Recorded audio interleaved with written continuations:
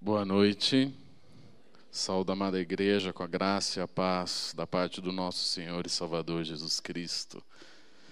Nós nos reunimos para refletirmos sobre o que é, no que consiste e como podemos vir a ser uma igreja irresistível.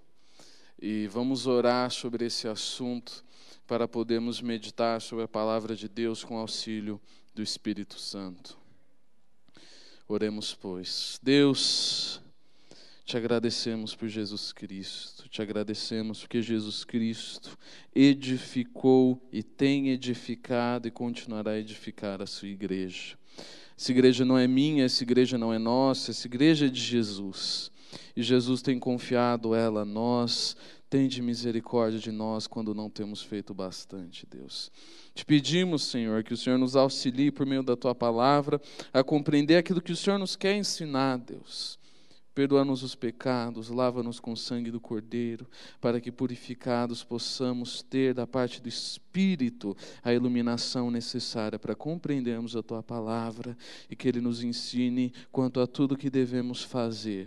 Em nome de Jesus. Amém. O livrinho do Wayne Cordeiro, A Igreja Irresistível, tem um título muito provocativo, porque quando eu penso em irresistível, vai das duas uma, né? Eu vou pensar numa mulher muito bonita, no caso chamada Renata, ou num bolo de chocolate com cobertura, né? São coisas do tipo irresistíveis. A igreja irresistível, na capa do livro você tem um imã, né? É uma igreja que atrai, que tem um poder de atração, tem muitos atrativos. E talvez isso leve a algumas compreensões errôneas sobre os nossos objetivos. De maneira alguma, estamos fazendo uma série ensinando a igreja a inflar-se ou a ter coisas para atrair pessoas.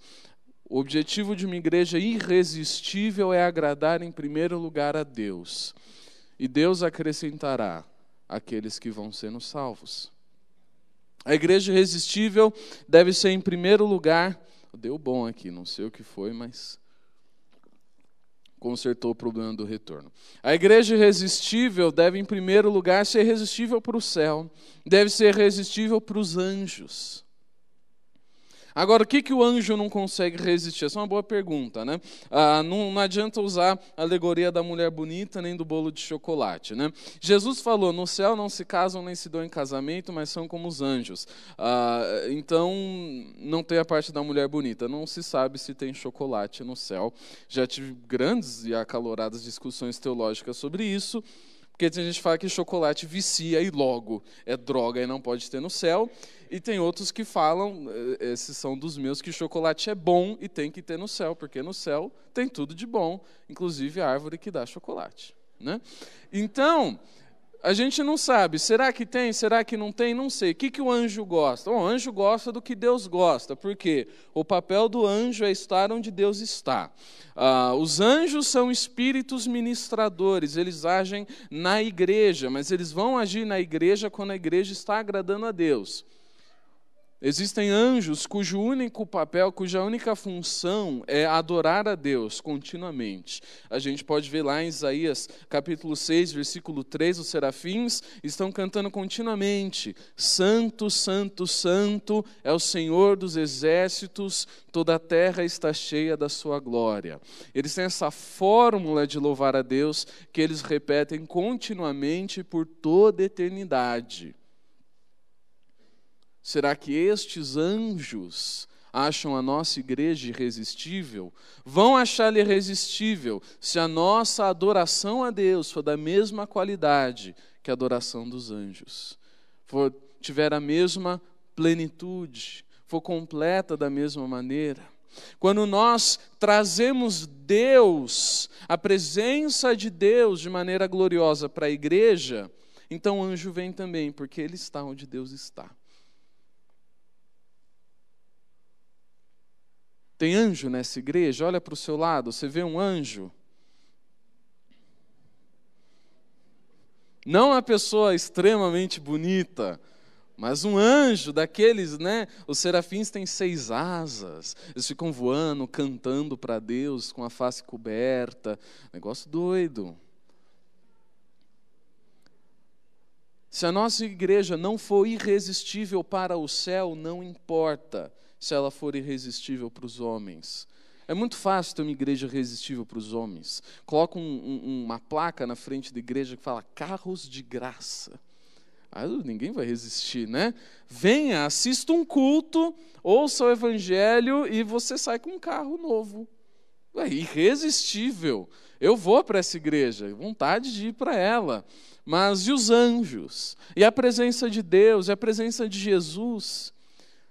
Não importa a igreja estar cheia, não importa ela ser irresistível para as pessoas do mundo, se não for irresistível para Deus. Nós temos que tocar primeiro no coração de Deus, para depois pensar nas pessoas. Primeiro Deus, depois as pessoas. Quando uma igreja irresistível se reúne, acontece uma agitação cósmica no universo. Os anjos ficam curiosos, eles ficam agitados, os demônios ficam preocupados, porque existe a reunião de pessoas que chamam para a terra a presença gloriosa de Deus. Esse é o nosso objetivo. E o primeiro passo para sermos uma igreja irresistível para Deus é sermos uma igreja que almeja a presença de Deus. Uma igreja que tem fome da presença de Deus. E o nosso texto base é aquele que já foi lido, da carta de Tiago, no capítulo 4, no versículo 8, e vamos abrir.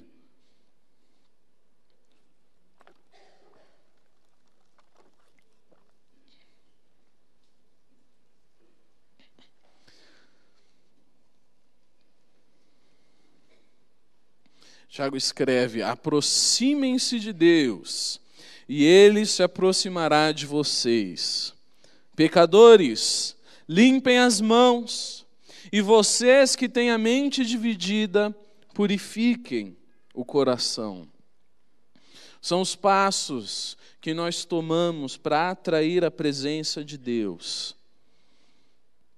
Devemos entender que não existe nenhum propósito melhor ou mais alto ou mais sublime para uma igreja do que se aproximar de Deus, do que se achegar a Deus, do que chamar a presença de Deus. E não existem melhores resultados para uma igreja do que as consequências da proximidade de Deus. Quando Deus está próximo, coisa boa acontece. Né? Você pode estar em qualquer lugar que for. A igreja pode ser uma porcaria. Você teve uma igreja lá no Antigo Testamento, 3 homens, deixa eu ver se eu lembro o nome deles.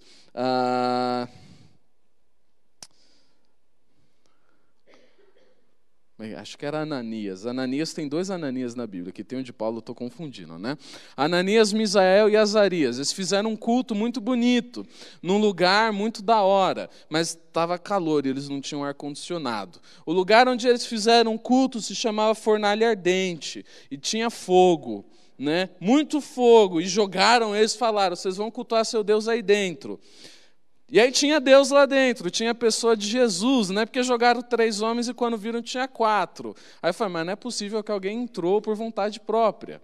Então alguém estava lá de parte espiritual, este alguém Jesus, este alguém a presença gloriosa de Deus, e naquele culto, naquela igreja, tinha a presença de Deus, e só coisa boa aconteceu. Uma nação inteira se converteu por causa daquilo. Agora, não era uma igreja irresistível para os homens, né? Se o Ananias, Misael e Azarias, o Sadraque, Mesaque e Abednego, né? Que eles têm os nomes trocados, né? Se eles chamassem você para ir na fornalha, você iria? Se você iria, você tem muita fé, muito mais do que eu. Eu não iria, não. Não, porque a Bíblia fala que tinha 4 pessoas, e se eu entrasse, eu seria a 4ª pessoa, e eu não ia salvar eles. Não sou Jesus, ia queimar com os caras. Não era uma igreja irresistível, não era uma reunião divertida, mas tinha a presença de Deus. E porque tinha a presença de Deus, os resultados foram incríveis, foram impressionantes, né? Saíram da fornalha sem se queimar nem um fio de cabelo. E todos ficaram maravilhados com o poder de Deus. Onde existe a presença gloriosa de Deus, existe sinais da presença gloriosa de Deus. Seja uma pessoa passar pelo fogo e não se queimar, e seja tantos outros sinais que tanto no Antigo e no Novo Testamento nós temos da presença de Deus, quando ela está em algum lugar, em algum momento da história, aquilo fica muito evidente. Agora nós devemos explicar, porque a Bíblia fala de dois tipos de presença de Deus. Existe a onipresença de Deus. Oni, que quer dizer tudo, e presença, que quer dizer presença, quer dizer que Ele está presente em tudo. Veja só a explicação, deu para entender, né? Então Deus está presente em todo lugar. Mas eu fui para o barzinho, mas Deus estava lá. Deus vê, Deus olha, Deus ouve. Mas o cara lá foi para o prostíbulo. Você acha que Deus tem medo? Deus vê tudo que você faz, Deus ouve, toda a terra é propriedade dele.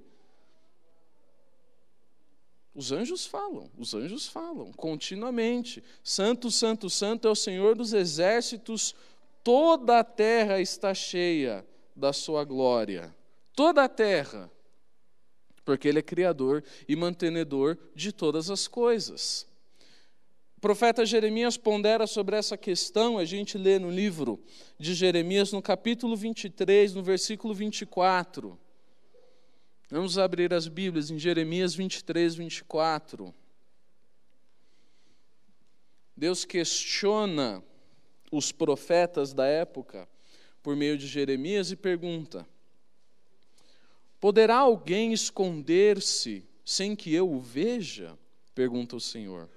Não sou eu aquele que enche os céus e a terra? Pergunta o Senhor. Deus enche os céus e a terra. Os céus e a terra estão cheios de Deus. Tem Deus até a tampa. E além da tampa, ainda Deus, porque Deus está em todo lugar. Sendo criador e mantenedor do universo, onde você for, Deus está lá. Porque tudo que existe, existe por meio de Deus. E sem Ele, nada do que foi feito se fez. Então, do que nós falamos quando estamos falando da presença de Deus? Porque Deus está em todo lugar, né? E é muito fácil você chamar para si a presença de uma pessoa que já está presente. Parece uma questão tola de se discutir. Como assim Deus está em todo lugar e nós precisamos ter fome da presença de Deus, precisamos almejar a presença de Deus? Jesus fala em Mateus 18, 20, pois onde houverem 2 ou 3 reunidos em meu nome, ali eu estarei no meio deles. E este é um nível diferente de presença de Deus. Porque a presença material de Jesus Cristo, aquele que o apóstolo Paulo nos fala, aquele em quem habita corporalmente toda a plenitude da divindade. E Jesus condiciona a sua presença, ele fala, onde houverem 2 ou 3 reunidos em meu nome. Já não é em qualquer lugar, mas é onde? Na igreja. Assim como tinha Ananias, Azael, Misarias, os irmãos Miséria, né? Na fornalha ardente, Jesus achou o maior barato. Ele foi lá no meio deles, porque tinha 3 reunidos. A presença de Deus se manifestou numa mini igreja. A gente pode chamar Jesus, até certo ponto, de igrejófilo. É uma palavra que eu quero patentear nas discussões teológicas. Eu não ouvi até hoje, talvez eu tenha inventado, né? Igrejófilo. O que é um igrejófilo? Ele gosta de igreja. Se você olhar na Bíblia, Moisés tinha mulher. Né? Se você olhar no Corão, o Maomé tinha um monte de mulher. Jesus na Bíblia não tem namoradinha. Não tem. Né? Não era mulher o negócio dele era igreja. Era igreja. A namorada de Jesus é a igreja. Ele fala, vocês são noiva. eu vou lá e eu já volto para buscar a minha noiva. Eu não vou mais tomar do fruto da vide até que venham as bodas do cordeiro. E bodas são festas de casamento. Jesus não teve namoradinha porque a noiva dele é a igreja. Jesus gosta é de igreja. E onde tem igreja, Jesus está lá. Onde estiver, se for no pior buraco, se for na fornalha, Jesus vai estar lá. Agora, qual é o tipo de igreja? Quais são as qualidades, quais são as propriedades de igreja que Jesus vai achar irresistível, né? Pensa para você, o que faz você pensar que uma pessoa é irresistível? Cada um tem qualidades, atributos, né, que acha irresistíveis. Eu gosto do cheirinho dele, tem cheirinho de amor. Então, tá bom, ok, você gosta do cheiro. O cheiro é irresistível. Tem belas madeixas, belos olhos, belos dedos, sei lá, né? O que você acha belo, o que você achar irresistível. Mas Jesus, gostando de igreja, sabendo que a noiva de Jesus é a igreja, o que nessa igreja ele vai achar irresistível?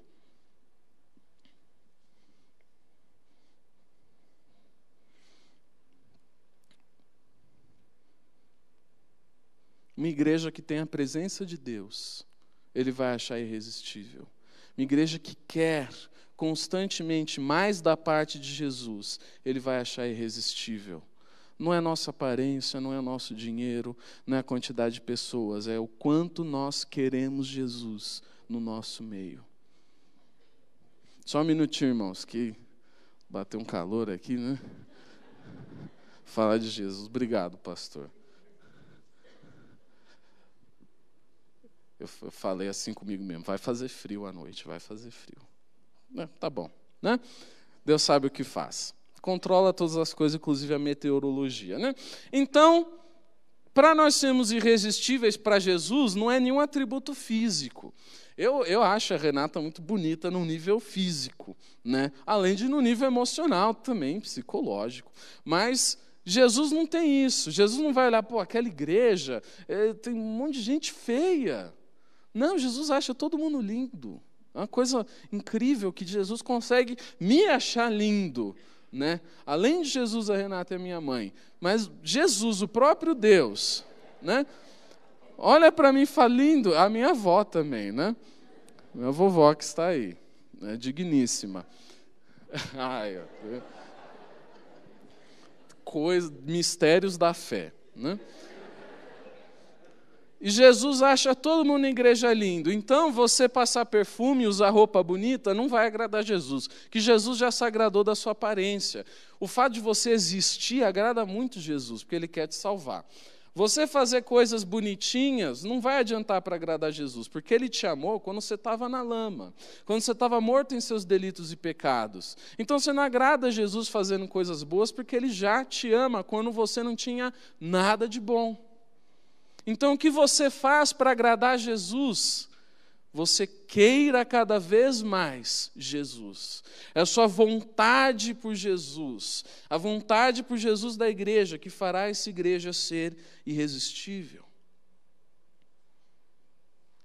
Qual é o tamanho da sua vontade de Deus? Será que a sua vontade pela presença de Deus, pela presença de Jesus é tão grande que quando você canta, o anjo desce para cantar do seu lado? Será que quando a gente se reúne, Jesus está aqui e o céu atenta os olhos para a nossa adoração, para o nosso culto? Se nós não sabemos responder, então precisamos melhorar nesse aspecto. E o primeiro passo é querer mais de Jesus. Querer mais de Jesus. As estratégias que a gente tem como igreja faz parte. A gente quer ter uma igreja irresistível para as pessoas. Nós queremos de verdade. Mas o primeiro passo é uma igreja irresistível para Jesus.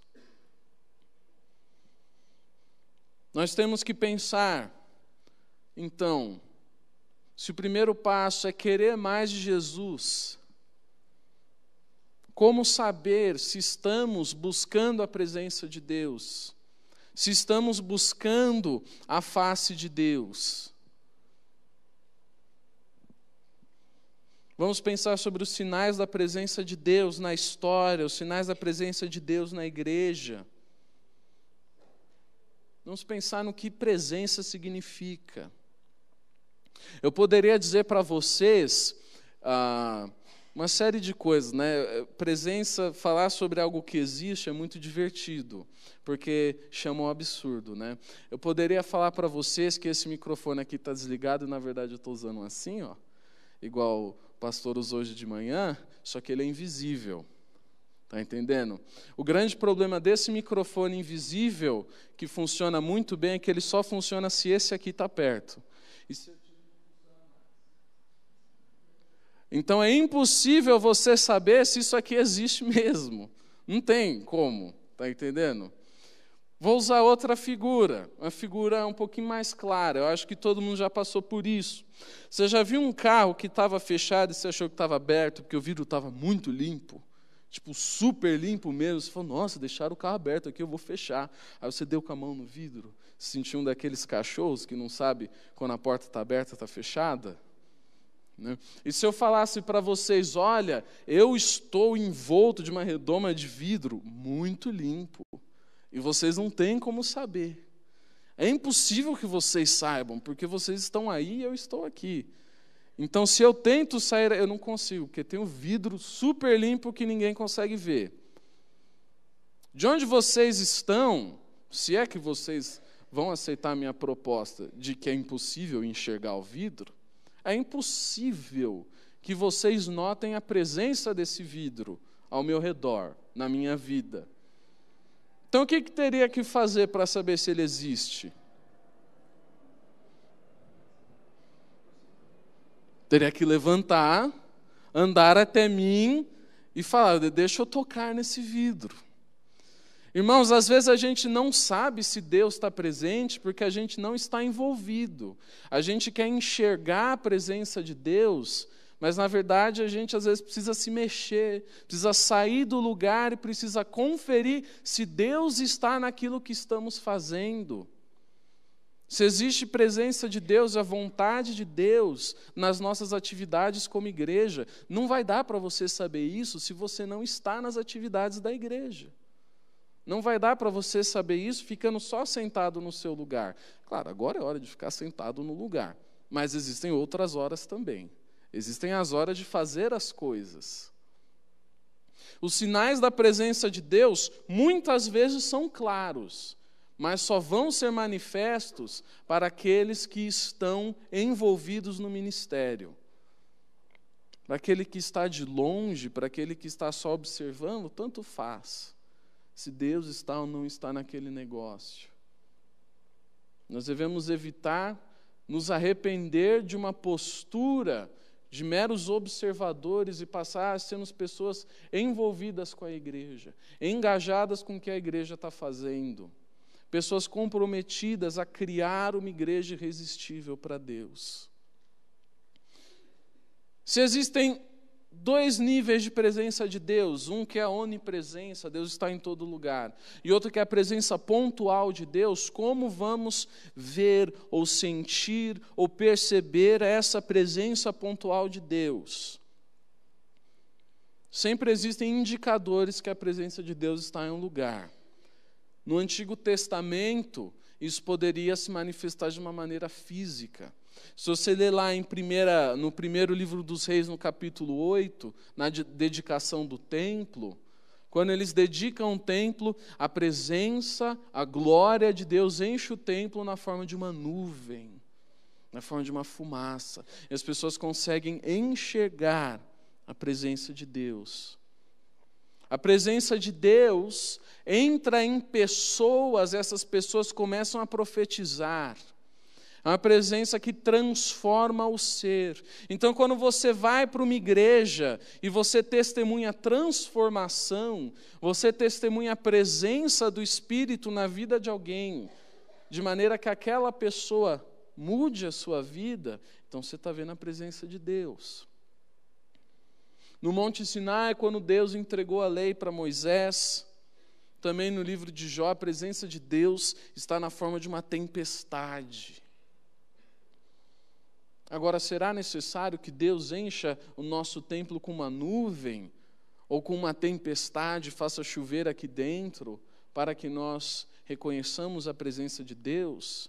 Será que ele vai ter que fazer como ele fez com Saul e fazer alguém tirar a roupa e começar a profetizar pelado? Né? Lê lá depois, em 1 Samuel, acho que é 19, eu anotei aqui. Né? Exatamente, né? 1 Samuel 19. Gente, como é que a gente vai entender e medir a presença de Deus na nossa igreja? Será que são só essas coisas extraordinárias? Ou existem outras maneiras de nós olharmos para a igreja e medir, de maneira confiável, o quanto da presença de Deus nós temos? O quanto nós temos buscado e o quanto Deus nos tem dado? Vamos abrir a Bíblia na segunda carta de Paulo aos Coríntios, 2 Coríntios capítulo 3.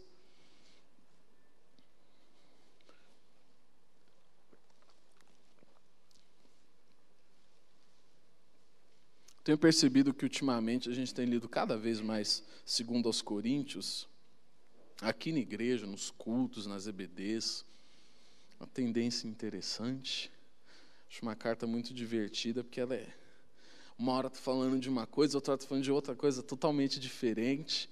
É divertido de acompanhar essa carta, né? Em 2 Coríntios 3, Paulo explica uma história do Antigo Testamento. Essa história é a seguinte: Deus mostra a glória dele, a presença dele para Moisés. Lembram dessa história? Deus coloca Moisés na fenda de uma rocha e fala: olha, Moisés, você não vai ver minha face, porque ninguém pode ver minha face e viver. Então eu vou tapar a fenda da rocha e você vai ver minha glória passando, você vai ver as costas de Deus.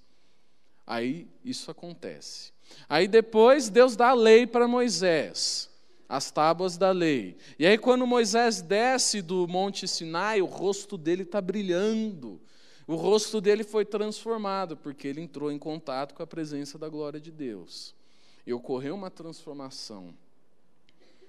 Eu nunca passei por isso, de ver as costas de Deus, nem de ficar com a face brilhando. Né? Quando eu fico com a face brilhando, é oleosidade mesmo, né? Que reflete. Então, não era disso que Moisés falava. Moisés era brilho mesmo. Era um brilho assim, doido, igual Jesus brilhou no Monte da Transfiguração. Uma transformação. E aí Paulo vai falar que nós temos coisas melhores que isso. Vamos ler.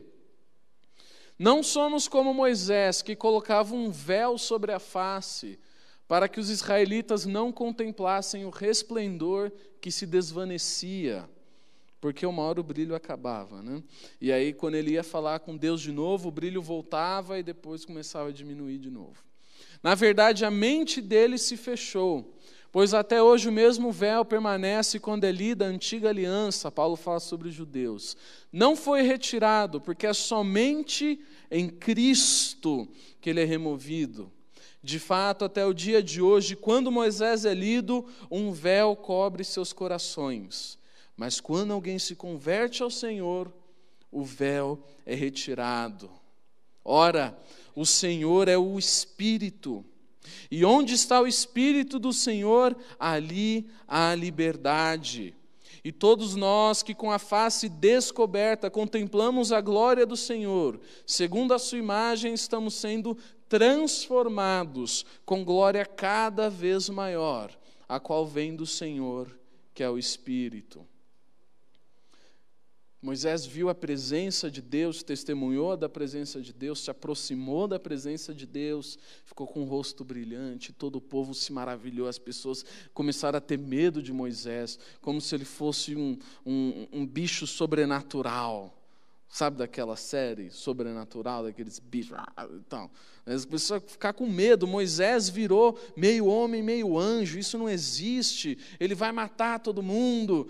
Também o povo tinha razões para ter medo de Moisés, né? Porque ele falava, o negócio acontecia, que era Nossa, abriu o buraco na terra, engoliu a família de Corá, porque ele disse não para Moisés, né? Então o povo ficou com medo. Eu ficaria com medo também de ver um cara descendo de falar com Deus, está com o rosto brilhando, né?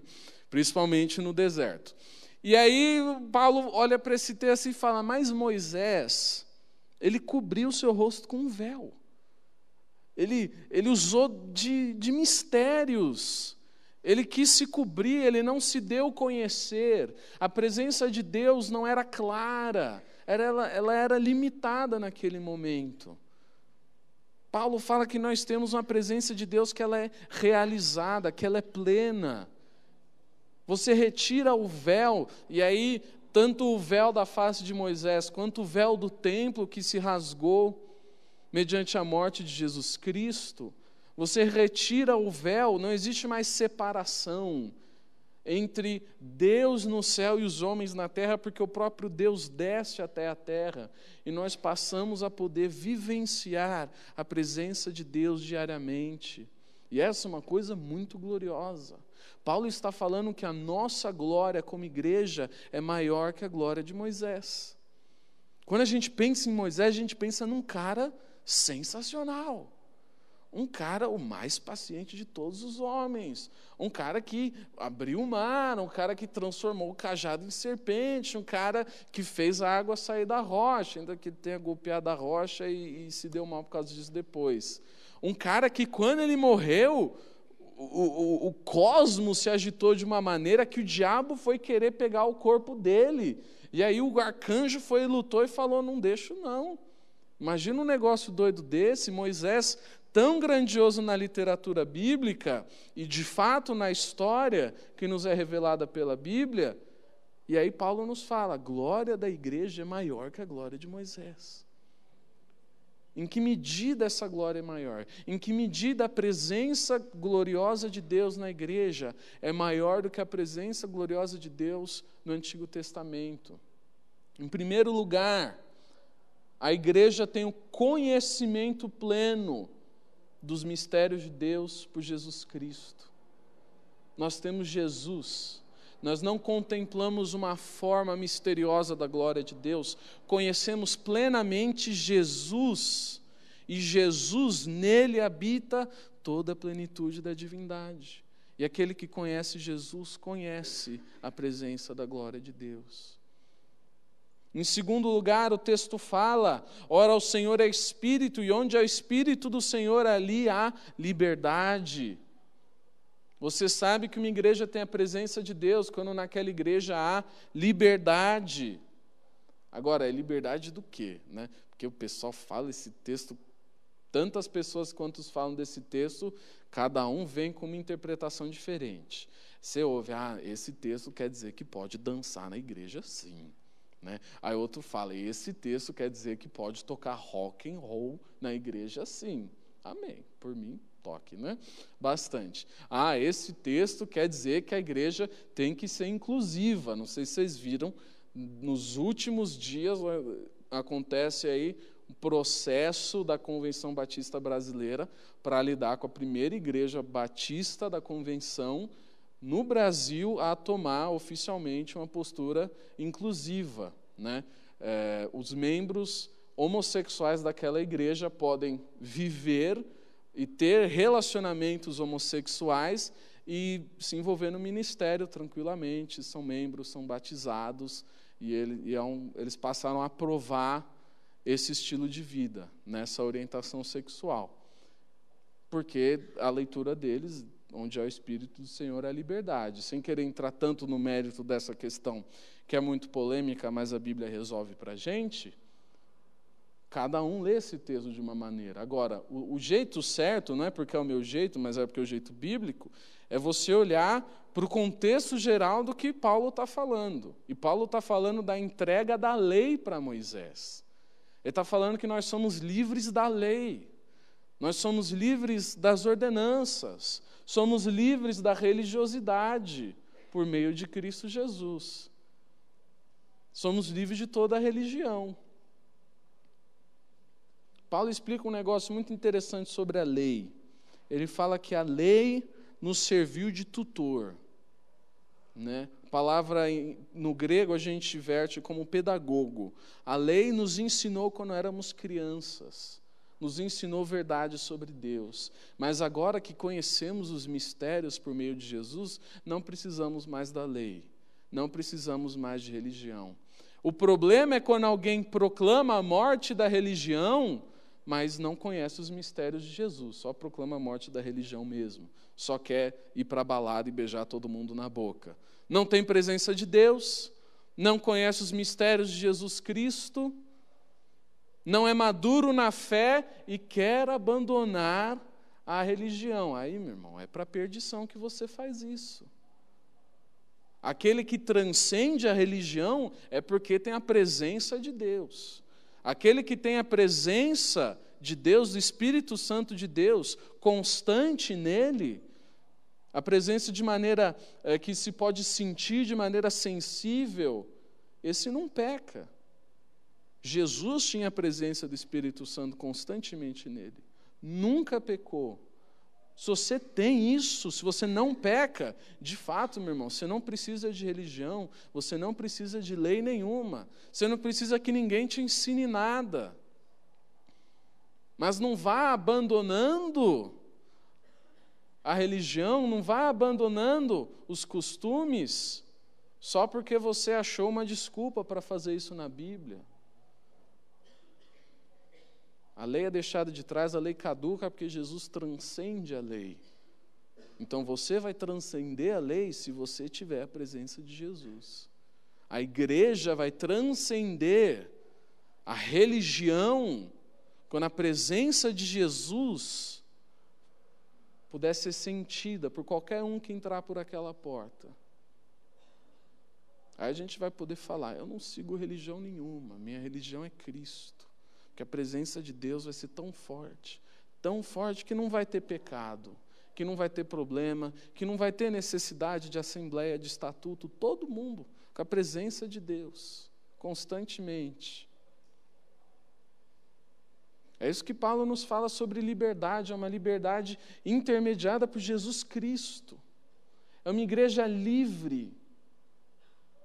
Ela não precisa se adequar a qualquer molde que o mundo tenha de igreja, ela simplesmente vive para Jesus. Ela simplesmente tem a presença de Deus e, portanto, é livre para fazer aquilo que o Espírito Santo quer que ela faça. Onde há o Espírito do Senhor, há liberdade. Quando você vem aqui para a igreja, você tem que sentir liberdade. Liberdade da lei, liberdade do pecado. Se você não tem sentido isso, precisamos buscar cada vez mais a presença de Deus. Porque a Bíblia fala, onde há o Espírito de Deus, ali há liberdade. Liberdade do quê? Liberdade da lei. Liberdade das ordenanças, liberdade da escrita de dívida que nos era contrária, que foi pregada na cruz do Calvário. As ordenanças mostravam o nosso pecado, a lei mostra o nosso erro, mas Jesus nos liberta da lei e mostra que somos amados por Deus. Assim deve ser a igreja irresistível para Deus. E uma igreja assim, certamente será irresistível também para os homens. E o terceiro item do texto, de 2 aos Coríntios, capítulo 13, é o crescimento espiritual. Paulo fala, contemplamos a glória do Senhor, e segundo a sua imagem estamos sendo transformados com glória cada vez maior, a qual vem do Espírito. A glória de Moisés era assim, ele falava com Deus, saía e estava gloriosão. Aí o brilho começava a esmaecer, diminuir, aí ele colocava o véu para o pessoal achar que ainda estava brilhando, né? Aí ele ia falar de novo com Deus, brilhava de novo, ia para o povo, estou brilhando, galera, Aí o pessoal, Moisés. Não sei se foi bem assim. Aí o Moisés via que o brilho estava esmaecendo e colocava o véu de novo. Era uma glória que desvanecia, uma glória que passava. E Paulo fala, a glória da igreja é cada vez maior.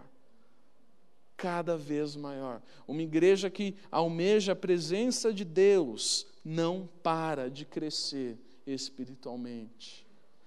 é uma glória cada vez maior, é uma transformação cada vez maior, é uma transformação que é do indivíduo e passa a ser do indivíduo para a família e passa a ser da família para os relacionamentos e desses relacionamentos para o bairro, e essa glória começa a ter uma força transformadora cada vez maior. E não se restringe apenas a uma pessoa, a um Moisés, é uma glória que pertence à igreja. A Bíblia também nos fala, em Efésios no capítulo 5, a partir do versículo 18, o apóstolo Paulo escreve sobre buscar a presença de Deus, o seguinte: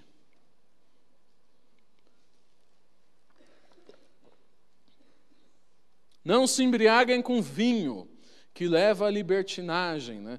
A gente acabou de falar, onde é o Espírito do Senhor é a liberdade, né? Acabei de lembrar, tem gente que fala, então pode tomar vinho sim, na igreja está liberado. Mas aí o mesmo Paulo fala, né? Não se embriaguem com vinho, que leva à libertinagem, mas deixem-se encher pelo Espírito, falando entre si com salmos, hinos e cânticos espirituais, cantando e louvando de coração ao Senhor, dando graças constantemente a Deus Pai por todas as coisas, em nome de nosso Senhor Jesus Cristo. Paulo fala, olha, vocês têm que se encher do Espírito. Não adianta só ter o Espírito. Uma coisa é ter o Espírito, ter a salvação. Outra coisa é ser tão cheio de Espírito, tão cheio de salvação, que a salvação transborda e começa a entrar na vida de quem está perto de você. E aí você vai olhar para o seu lado, tem gente sendo salva, para o outro lado tem gente sendo salva, porque você está transbordando, você está se deixando encher pelo Espírito. Uma igreja que é cheia do Espírito, acontece isso aqui, as pessoas falam entre si com salmos, hinos e cânticos espirituais.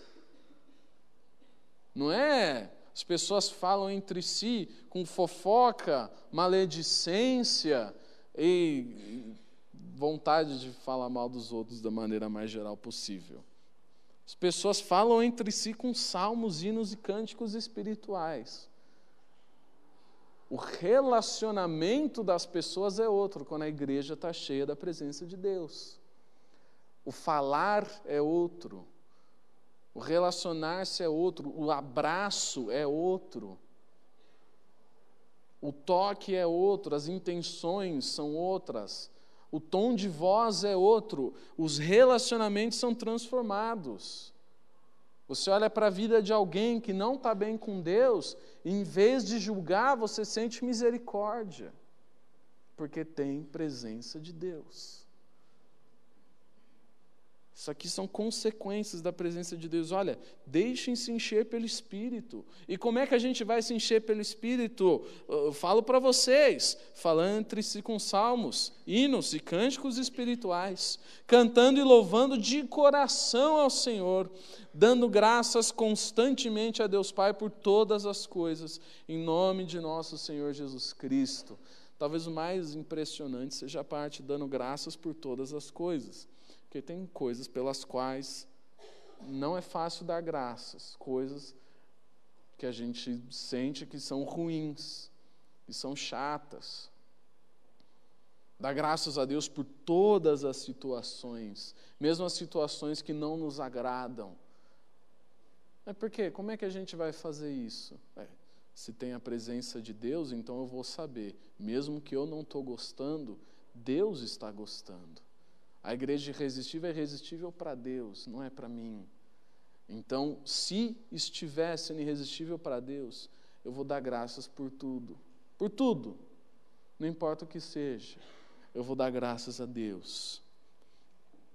Ter o Espírito não é o mesmo que ser cheio do Espírito.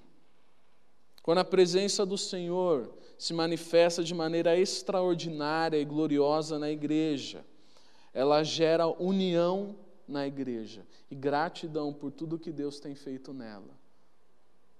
Os outros itens, irmãos, conhecimento, liberdade, crescimento espiritual, que são referentes ao texto de 2 Coríntios 3, são itens de uma vida com Deus, de uma pessoa, do indivíduo com Deus. Agora, união, isso é da igreja, é da parte da igreja. A presença de Deus transforma os relacionamentos. E para encerrar, vamos abrir as Bíblias na carta de Paulo aos Gálatas, no capítulo 5, os versículos 22 e 23, esse texto que eu descobri aí na Bíblia, super exclusivo.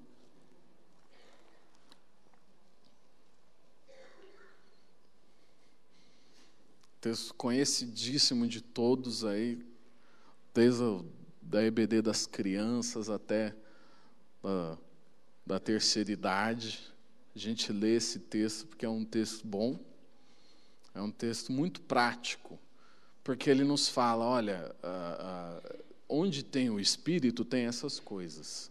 Além da liberdade tem essas coisas aí. O fruto do Espírito é amor, alegria, paz, paciência, amabilidade, bondade, fidelidade, mansidão e domínio próprio.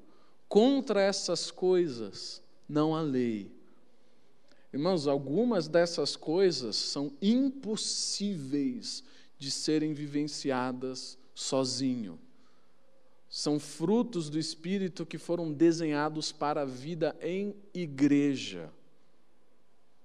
A amabilidade, por exemplo, paciência, amabilidade para si, isso não existe.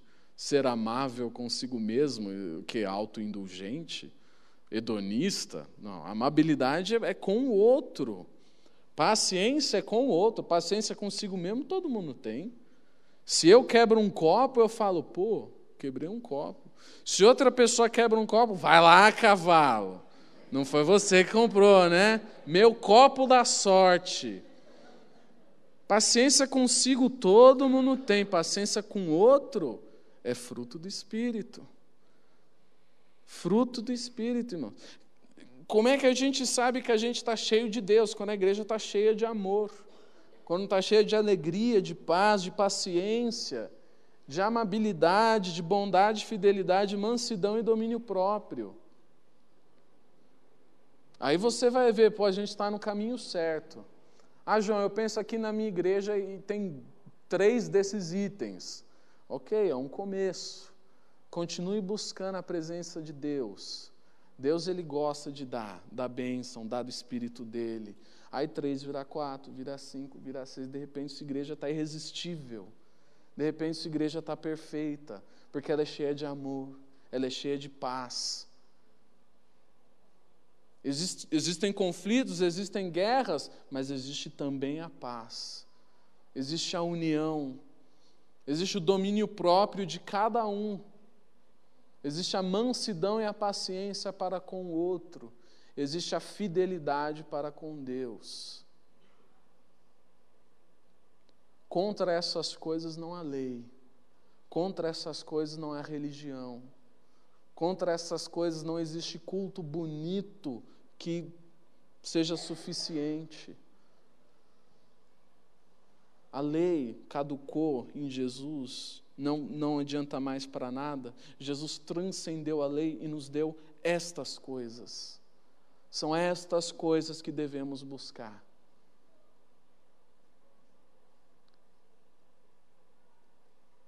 Como igreja, como parte dessa igreja, eu espero que todos nós tenhamos hoje o mesmo sentimento.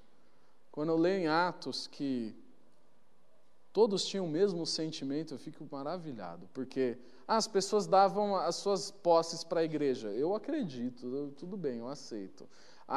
Tinha gente sendo salvo toda hora, tudo bem, eu acredito. Mas todo mundo com o mesmo pensamento, isso aí eu fico, isso aí tem que ser Deus. Tem que ser Deus, porque se não for Deus, o diabo não faz isso.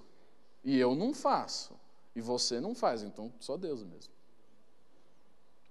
Então, vamos orar, irmãos. e pedir para Deus que o nosso pensamento hoje seja um só, buscar mais da presença de Deus, para que a presença de Deus transforme as nossas vidas e a nossa igreja. Vamos orar.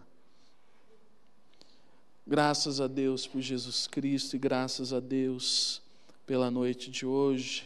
Graças a Deus porque o Senhor tem falado, apesar das falhas, apesar de todo o pecado, apesar de todo o comportamento ruim, apesar de tudo aquilo que existe no nosso coração que não é proveitoso, o Senhor tira proveito de nós, Deus.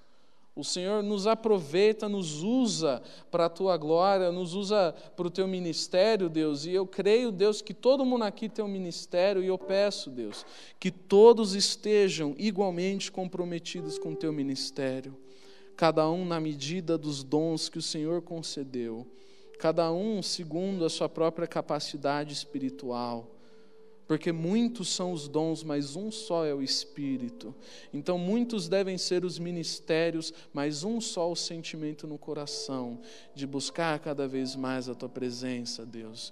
Que nós possamos atrair Jesus para a nossa igreja, Deus. E que se tivermos que ir para a fornalha, que nós possamos atrair Jesus conosco, Deus. E que se tivermos para ter uma igreja cada vez maior, que possamos atrair Jesus conosco, mas o que nos importa é que se subirmos, se descermos, se ficarmos ou se sairmos deste lugar, que Jesus esteja conosco, Deus. E que se Jesus estiver com essa igreja, nós sabemos, Deus, seremos uma igreja perfeita, porque a igreja pertence a Jesus, Deus. Ministra isso no nosso coração hoje, toda essa semana e por todo esse tempo que estaremos estudando essa série, Deus, que a igreja pertence ao Senhor, que não é minha, que não é de ninguém, senão de Jesus. Que nós possamos nos guiar por esse sentimento em nome de Jesus. Amém.